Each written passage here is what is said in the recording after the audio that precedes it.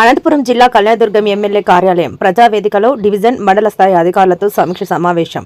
MLA Amilineni Surendrababu, RDO Vasanth Babu, DM and HO E B Devi, DSP Ravibabu, తహసీల్దార్, ఎంపీడీఓలు, విద్యాశాఖ అధికారులతో నిర్వహించి అక్కడే రాజముద్రతో కొత్తగా జారీ చేయబడిన రెవెన్యూ పట్టాదారు పాస్ పుస్తకాలను అందజేసి అక్కడే ప్రజా దర్బార్ గ్రీవెన్స్ నిర్వహించారు. ఈ సందర్భంగా ఎమ్మెల్యే మాట్లాడుతూ అధికారులు కొన్ని గ్రామాల్లో తాగునీటి సమస్య ఉందని నేనే చెప్పినా నేటికి కూడా పరిష్కరించకుండా ఉన్నారని, ఇప్పటికైనా వాటిని పరిష్కరించాలని 15వ ఆర్థిక సంఘం నిధుల దుర్వినియోగం కాకుండా.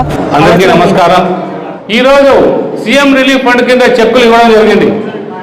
ఇప్పుడే చెప్తున్నాడు మన గోల వెంకటేష్ గారు, ఈ నెలలో 3వసారి.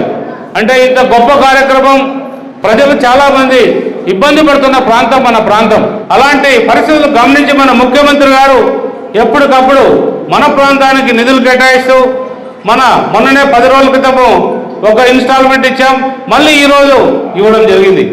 అంటే మన పైన ఇక్కడున్న ప్రజల పైన ఎంతో విశ్వాసంగా ప్రజలకు ఎప్పటికప్పుడు అందిస్తూ సహాయశాఖలు మన ముఖ్యమంత్రి గారికి, అలాగే నరేంద్ర మోడీ గారికి, అలాగే పవన్ కళ్యాణ్ గారికి, మన నారా లోకేష్ గారికి అందరూ కూడా మన ప్రత్యేక కృతజ్ఞతలు చెప్పాల్సిన అవసరం ఎంతైనా ఉంది.